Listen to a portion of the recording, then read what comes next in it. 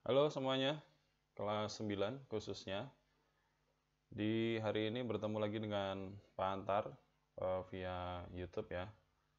Sebelumnya jangan lupa kalian absen baik yang di pakantar.com maupun di kolom komentar nanti.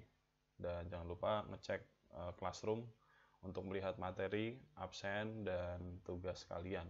Ya, bagi yang belum mengerjakan tugas-tugas di minggu lalu, silakan segera dikerjakan, atau kalian mau download materinya, mau lihat hasilnya, semuanya bisa dicek di Classroom. Bagi yang bermasalah dengan Classroom, bisa cek di web awelpamulang.com, atau kalian bisa japri ke Pak Antar kalau misalkan kalian bingung dengan semua yang Pak Antar sampaikan tadi.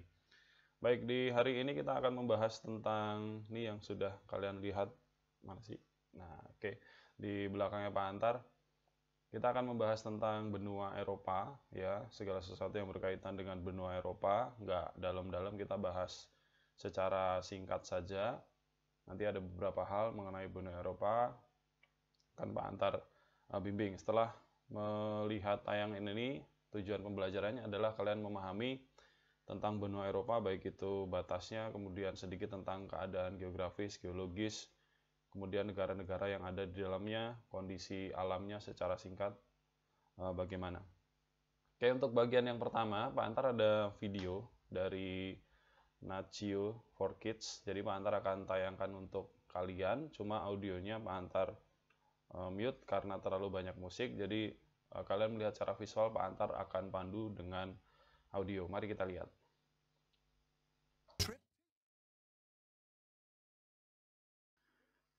Jadi Eropa ini adalah salah satu benua dengan banyak kebudayaan yang lahir di situ. Eropa juga merupakan benua terkecil kedua di dunia setelah Australia. Di benua Eropa banyak sekali tempat-tempat yang luar biasa, ada pulau terbesar di dunia dan ada negara terkecil, Vatikan, tadi kalian lihat. 10% populasi yang ada di dunia itu ada di benua Eropa. Kemudian ada pantai yang panas di Monaco, kemudian ada juga daerah yang sangat dingin di bagian utara dengan flora dan fauna yang sangat beragam. Kemudian kalau misalkan kalian suka dengan pemandangan, di Islandia itu ada aurora yang sangat bagus sekali. Kemudian di Eropa bagian selatan itu ada pegunungan-pegunungan yang bisa didaki di pegunungan Alpen, perbatasan Italia sama Swiss. Kemudian ini ada salah satu bangunan buatan manusia yang sangat menarik, mendatangkan jutaan turis di setiap tahun. Ada di Perancis, ya, disebutkan dia 10.000 ton beratnya, 7 juta pengunjung tiap tahun. Kemudian ada Colosseum yang ada di Roma, Italia. Ini adalah gedung pertunjukan terbesar di dunia. Pada waktu itu digunakan oleh para gladiator untuk bertarung dengan lawannya, hewan. 50.000 orang bisa tertampung di situ. Kemudian ada juga kebudayaan Yunani, dan mereka suka menonton pertunjukan-pertunjukan, dan mereka bikin lomba-lomba. Ada salah satu lombanya sampai sekarang menjadi inspirasi diadakannya Olimpiade. Eropa ini adalah salah satu benua yang sangat menghargai kulturnya. Jadi mereka nggak punya banyak bangunan tinggi. Kemudian ini kita lihat ada berbagai macam hewan yang ada di kutub. Ada beruang, ada serigala, ada elang emas, golden eagle. Ini ada di Eropa Timur, namanya hewan link. Kemudian ada bison juga. Di benua Eropa bagian utara, di bagian kutub ada beruang kutub. Eropa sangat menarik dan beragam, dan mereka punya budaya sendiri. Itu kenapa meskipun satu daratan dengan Asia, mereka dipisahkan benuanya dengan Asia karena budayanya dan keadaan secara politik sangat berbeda dengan benua Asia.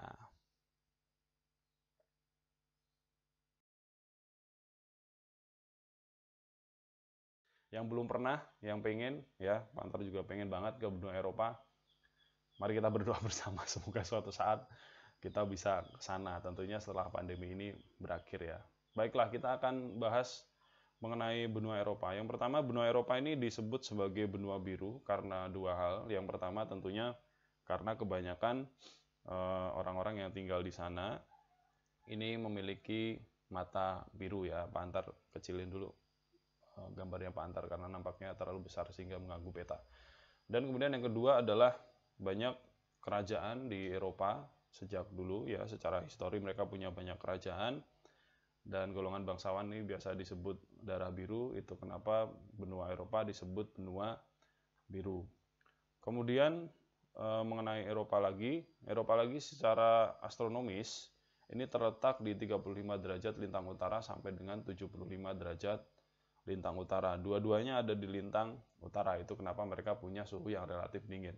Kemudian untuk bujurnya dia ada di 25 derajat bujur barat sampai dengan 35 derajat bujur timur. Kalau kita lihat di sini ada pergantian bujur yang artinya di situ ada 0 bujur ya. Kita tahu bersama sudah kalian pelajari dari SD, garis 0 bujur kebetulan melewati negara Inggris dan ada patokan waktu dunia di situ di Greenwich. Kemudian berikutnya untuk batas-batasnya di sebelah utara itu ada Samudra Arktik, kemudian di sebelah selatan ada Laut Tengah, kemudian di sebelah barat di sini ya, ini ada perbatasan dengan benua Amerika tentunya, itu ada Samudra Atlantik. Kemudian di sebelah timur ini berbatasan dengan Asia dan dijadikan batas juga dengan benua Asia, yaitu barisan pegunungan Ural dan ada Laut Kaspia. Itu batas-batasnya. Tadi sudah Pak Antar sampaikan, benua Eropa ini adalah benua terkecil kedua di dunia. Meskipun demikian penduduknya relatif banyak. Benua ini mempunyai luas kurang lebih 10.355.000 km persegi. Terkecil kedua di dunia. Yang pertama siapa yang terkecil? Ya, Australia. Kemudian berikutnya, benua Eropa ini dibagi menjadi 4 kawasan utama. Ini pembagiannya bisa kalian lihat di warnanya, ada orange, kuning, kemudian merah dan hijau. Tapi beberapa pembagian ada yang memasukkan di sini kebanyakan Inggris Raya, UK, itu dimasukkan ke dalam Eropa Barat. Sementara di peta ini di Eropa Utara. 4 kawasan tersebut adalah Eropa Utara, nih ya. Kebanyakan adalah negara di semenanjung Skandinavia, ini Denmark, Norwegia, Swedia, itu negara-negara di Eropa Utara. Kemudian di Eropa Barat yang berwarna kuning, Prancis, Jerman, Belgia, kemudian Inggris nih kebanyakan juga dimasukkan ke dalam Eropa Barat, Belanda. Kemudian Eropa Timur ini yang berwarna hijau. Eropa Timur ini negara-negara yang ada di dekat negara Rusia ya. Beberapa pertemuan sebelumnya kita sempat membahas kenapa Rusia secara politik kebanyakan kegiatannya bergabung ke dalam Eropa, tapi secara geografis ada sebagian yang dimasukkan dalam benua Asia karena saking luasnya, tergantung dari sisi mana kita melihat. Kemudian di Eropa Selatan yang berwarna merah itu ada Italia, kemudian Portugal, Spanyol, itu adalah negara-negara yang ada di Eropa bagian selatan. Kemudian ada beberapa sumber juga yang menyatakan ada Eropa Tengah ya. Itu diperlukan saat ada pembagian yang menyebutkan bahwa negara-negara pecahan Uni Soviet atau Rusia itu menjadi negara Eropa Tengah. Tapi ini kita ambil yang gampang saja. Kita mengambil yang negara yang ada di benua Eropa dibagi menjadi 4 kawasan. Eropa Utara, Barat, Timur, dan Selatan. Kemudian berikutnya kita akan lihat kondisi alamnya. Jadi karena dia ada di lintang utara, tadi kita lihat jangkauan wilayahnya semuanya ada di lintang utara. Itu yang menyebabkan kenapa benua Eropa ini mempunyai iklim tropis dan kutub. Jadi mereka mempunyai 4 musim, ya, musim dingin, musim panas, semi, dan gugur. Tidak seperti negara kita, negara tropis kan cuma punya 2 musim.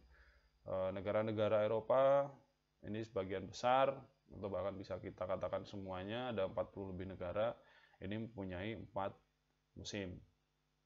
Kemudian mereka mempunyai banyak garis pantai. Ini kalau kita lihat ya, jadi mereka memiliki garis pantai yang panjang karena ada di pinggir daratannya.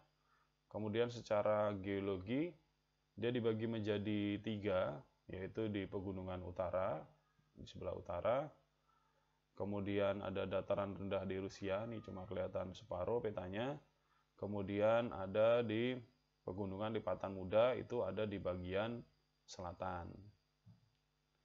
Kemudian di Eropa, ini jarang sekali terjadi gempa, kecuali di Eropa bagian selatan, itu pun kebanyakan gempanya karena aktivitas gunung berapi, jadi gempanya gempa vulkanik.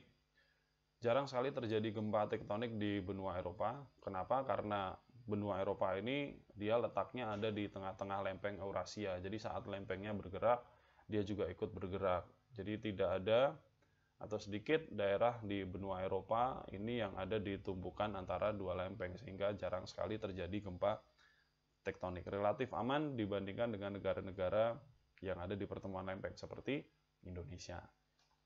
Itu ya. Yang ada di pertemuan lempeng ini hanya di benua Eropa bagian selatan. Itu pun pertemuan lempengnya menghasilkan gunung, jadi relatif jarang terjadi gempa tektonik. Jadi di Eropa bagian selatan tuh ada beberapa gunung-gunung berapi yang terbentuk karena tumbukan lempeng Eurasia dengan tumbukan lempeng Afrika. Kemudian di Eropa Selatan juga itu ada pegunungan Sirkum-Mediterania, ya. Ini terusannya yang ada di Indonesia, di Ring of Fire-nya Indonesia, ini ada di bagian selatan benua Eropa, misalkan di antara Swiss sama Italia. Kemudian tanah yang ada di benua Eropa, ini yang ada di bagian selatan, tanahnya kebanyakan andosol, relatif subur dan bisa digunakan untuk pertanian. Sementara di Eropa bagian utara ini potsol, tidak terlalu bagus untuk pertanian karena tanahnya tidak terlalu subur. Kemudian berikutnya, ini adalah peta yang menunjukkan tentang bagaimana penggunaan air bersih yang ada di Eropa. Jadi ada satu fakta yang lumayan menarik. Di Eropa itu 40% air kran. Ya, di rumah kalian ini don't try this at home ya. Jadi kita sepertinya nggak akan mungkin mencobanya, bahkan di Banten, di Pamulang jarang sekali kita menemukan hal seperti ini. 40% air kran di Eropa bisa diminum. Jadi air yang mereka gunakan untuk rumah tangga, yang biasa mereka pakai untuk masak, biasa mereka pakai untuk cuci, itu bisa langsung dikonsumsi, bisa langsung diminum. Ini di peta yang berwarna biru, itu adalah wilayah-wilayah atau negara-negara yang air kerannya bisa langsung diminum. 40%, keren banget.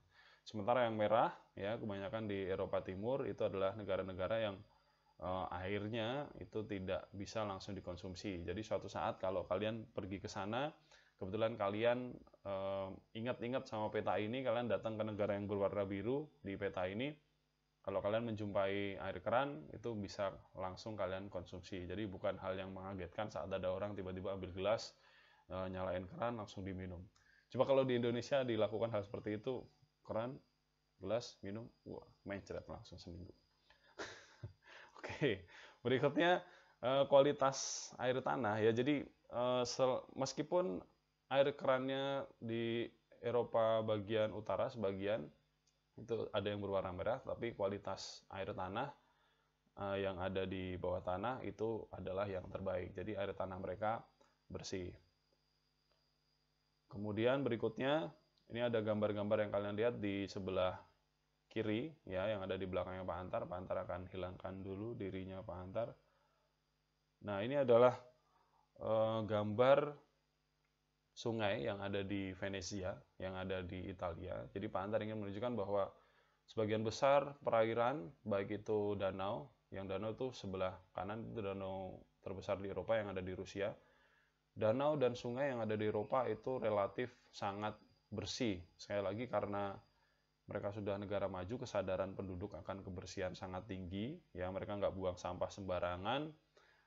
Jadi sungai-sungainya, danau-danaunya sangat bersih. Di Venesia bahkan karena mereka sungainya digunakan sebagai objek wisata, jadi menyusuri kota itu bisa menggunakan perahu. Ini sangat sangat bagus ya kalau kita lihat, jernih sekali gambarnya. Kemudian di sebelah kanan itu danau, juga kalau kita lihat sangat bersih. Kemudian ini gambaran sungai di malam hari. Ini ada salah satu sungai, gambar sungai di Belanda. Pak Antar, mohon maaf karena Pak Antar lupa nih, nggak mencari namanya sungai apa. Air sungai yang ada di Eropa Barat dan Selatan sangat bersih. Kemudian ada satu hal yang menarik juga, karena di Eropa mempunyai 4 musim. Di akhir tahun mereka punya musim dingin. Ini danau-danau dan sungai-sungai membeku pada saat musim dingin, kemudian kebanyakan digunakan sebagai objek wisata atau tempat para warga, ya, tempat orang-orang berkumpul. Pantar ada gambarnya nih. Nah, seperti itu kira-kira. Jadi orang-orang itu danau ya, itu danau. Jadi bukan daratan, tapi itu adalah bagian dari danau yang membeku. Kalau kita lihat luas sekali, orang-orang berkumpul di situ. Bahkan kalau misalkan esnya tidak terlalu tebal, itu kalau kalian lihat mungkin di dokumenter, di TV, film, video, itu ada yang dipakai buat ice skating. Kalau di Indonesia kan ice skating harus ke mall, bayar. Nah, di sana tinggal beli sepatunya pada saat musim dingin, saat airnya membeku, tinggal main. Tuh, enak banget. Ya. Orang-orang dari negara-negara tropis itu biasanya menganggap bahwa musim dingin itu adalah hal yang sangat menyenangkan, hal yang sangat pengen banget gitu ya, kita yang tinggal di negara-negara tropis. Padahal dari perspektif orang Eropa itu mereka paling sebel pada saat winter karena suhunya sangat ekstrim, dingin banget, dan mereka aktivitasnya juga susah. Jadi ya kita harus mensyukuri ya, dari sisi mereka iri sama negara-negara tropis. Aduh enak ya, cuma punya 2 musim, bisa sunbathing, bisa mandi pakai cahaya matahari, bisa berjemur, mandi pakai cahaya matahari, bisa berjemur, kemudian nggak usah repot-repot ngatur ini itu dan sebagainya. Sementara kita iri sama mereka karena mereka punya musim dingin. Pada saat musim dingin tuh mereka untuk pergi kemana-mana susah banget tuh. Kalau kita lihat banyak jalan yang tertutup sama salju, harus dibersihin, sepatunya harus khusus, ban mobilnya juga harus khusus. Jadi meskipun ada enaknya musim dingin, tetapi tetap saja bagi orang Eropa yang merasakan, mereka tidak terlalu suka sebenarnya. Kemudian hewan kutub ada di utara, ya tentu saja ya, kutub selalu ada di utara. Jadi hewan-hewan yang kita lihat di video tadi, serigala, kemudian beruang kutub, itu ada di Eropa bagian utara karena suhunya dingin. Untuk floranya, ini musiman, jadi karena ada 4 musim, si musim winter ini kan nggak bisa ditanamin apa-apa karena tanahnya tertutup dengan salju ya, tanahnya jadi beku, jadi tidak bisa ditanami apa-apa. Contohnya misalkan Pak, ada banyak banget. Pak Antar ambil contoh cuma 2 nih, misalkan gandum, karena mayoritas negara Eropa kebanyakan konsumsinya konsumsi roti. Kemudian ada tulip, ya tulip dari Belanda, itu biasanya dia mekar di musim semi. Untuk faunanya, ini fauna paleartik. Paleartik itu fauna yang bisa ditemukan di sebagian besar Eropa dan Asia di bagian utara. Jadi sebenarnya karena kita masih satu daratan, Eropa ini masih satu daratan sama Asia, jadi faunanya kurang lebih sama, kecuali untuk yang ada di bagian kutub. Ya, jadi bisa ditemukan rusa di tempat kita juga ada, serigala juga ada di tempat kita. Coba bedanya mereka yang ada di kutub tuh banyak kan bulunya tebal-tebal hewannya. Kemudian berikutnya ini adalah keadaan penduduk ya, seperti yang lain. Kita juga lihat keadaan penduduknya. Peta ini menunjukkan peta kepadatan penduduk di benua Eropa. Kalau kita lihat nggak terlalu ekstrim-ekstrim amat, warnanya hampir merata. Ya, semakin warnanya gelap itu semakin dia berarti semakin padat. Berdasarkan World Population Datasheet pada tahun 2005 penduduknya 730 jutaan, 2015 742. Berarti dia bertambah sekitar 12 juta dalam 10 tahun. Laju pertumbuhan penduduk 0,2%, relatif sedikit. Ya, sekali lagi biasanya negara maju tuh mereka memang produktivitas anak anaknya lebih sedikit, usia nikahnya juga usia nikah. Tidak usah tertawa, Pak Antar menganut Eropa. Ya, jadi mereka biasanya menikah di usia tua. otomatis keturunan mereka juga tidak terlalu banyak seperti di benua Asia ya, di Indonesia, Tiongkok, India. Jadi mereka laju pertumbuhan penduduknya relatif sedikit. Mungkin ini juga yang menyebabkan kenapa mereka lebih mudah mengatur negaranya ya, mungkin. Konsentrasi penduduk tersebar di semua wilayah seperti yang kita lihat di peta ya, jadi nggak ada yang ngumpul satu tempat, misalkan banyak banget kayak di Asia tuh, di Tiongkok padat sekali, di India padat sekali, di Indonesia bahkan hanya khusus di satu pulau di Jawa padat banget. Tidak seperti itu kalau di Eropa. Untuk komposisinya penduduk berdasarkan umur, ini di usia 15 ada 16%, 15 sampai 64 67%, kemudian di usia lebih dari itu 17%.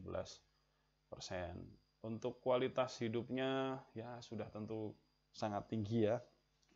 Meskipun sekrisis-krisisnya Eropa, kalau kalian tinggal di sana, kalian akan dapat penghasilan cukup, dan Pantar pikir sebagian besar negara Eropa tuh negara yang terbuka, mereka menerima bebas lah ya.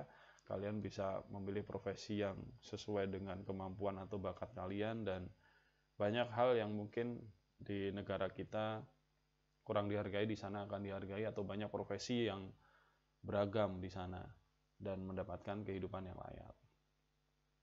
Itu keadaan penduduknya kurang lebih. Kemudian yang terakhir kita akan lihat bagaimana persebaran bahasanya. Menariknya di Eropa ini ya bahasanya sesuai dengan negara masing-masing ya. Jadi mereka tidak seperti di benua Amerika, di Amerika bagian selatan. Kalau kita lihat di pertemuan sebelumnya, mereka kebanyakan bahasa yang digunakan kalau di Amerika Selatan itu bahasa Portugis, kemudian di Portugis atau Spanyol. Kemudian yang di benua Amerika bagian utara kebanyakan pakai bahasa Inggris. Kalau di Eropa ini menariknya adalah masing-masing negara yang mempertahankan bahasanya sendiri. Di Rusia mereka pakai bahasa Rusia, di Italia mereka pakai bahasa Italia, di Prancis bahkan yang ekstrim ya. Seringkali kita membaca bahwa di Prancis tuh kalian akan kesulitan menemukan orang yang pandai berbahasa Inggris. Itu kan jarang banget. Biasanya di sebuah negara ya di Asia itu turis-turis akan dengan sangat mudah menemukan petunjuk dalam bahasa Inggris, menemukan orang yang bisa berbahasa Inggris dengan baik sehingga mereka nggak kesusahan saat mencari informasi. Sementara di Eropa ini karena mereka kulturnya kuat, negara-negaranya sudah ada sejak dulu, mereka punya cara untuk mempertahankan bahasa mereka. Jadi mereka nggak pakai bahasa Inggris sebagai bahasa umum mereka, tetapi mereka pakai bahasa mereka sendiri-sendiri. Ya yang paling banyak pakai bahasa Inggris ya Inggris Raya, udah itu aja. Selain itu kalau kalian lihat di sini di peta masing-masing punya warna yang artinya masing-masing negara mereka memakai bahasa mereka sendiri. Bahkan tadi yang Pak Antar sebutkan ada beberapa negara yang secara ekstrim sulit kita menemukan orang yang bisa berbahasa Inggris di negara itu. Ya meskipun kalau sekarang di era teknologi seperti ini kalian tinggal pakai Google Translate yang live itu sudah sangat membantu. Ya oke. Itu mungkin lumayan panjang ternyata ya. Nggak singkat-singkat amat ternyata. Itu tentang benua Eropa, lumayan banyak karena ini adalah salah satu benua yang menarik. Banyak hal yang bisa dicontoh dari Eropa. Kalau kalian misalkan ada yang ditanyakan, kita bisa interaksi lewat media yang kita sepakati, bisa lewat WA atau nanti secara live atau di Google Classroom. Kemudian untuk tugasnya, ngasih tugas terus. Kali ini Pak Antar bikin gampang deh. Untuk pertemuan kali ini, simpel saja evaluasinya, ya evaluasinya simpel aja. Silakan ditulis di kolom komentar ya. Tadi kan kalian udah nulis absen tuh. Kelas, nama, terus hadir. Sekarang kalian nulis ya, ini Pak Antar anggap kalian sudah mengerjakan evaluasi